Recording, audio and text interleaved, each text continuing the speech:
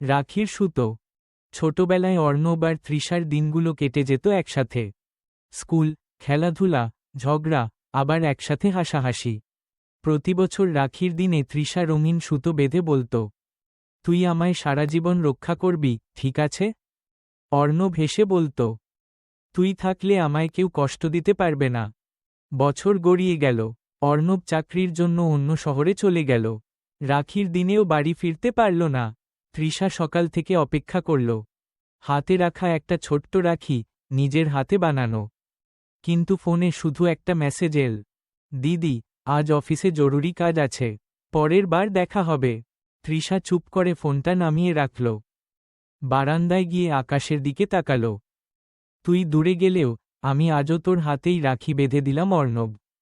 সন্ধ্যায় দরজায় টকটক শব্দ। তৃষা খুলে দেখে অর্ণব দাঁড়িয়ে আছে, হাতে ফুল আর চকোলেট।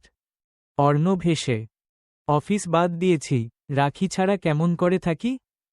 তৃষার চোখে জল, হাসতে হাসতে রাখি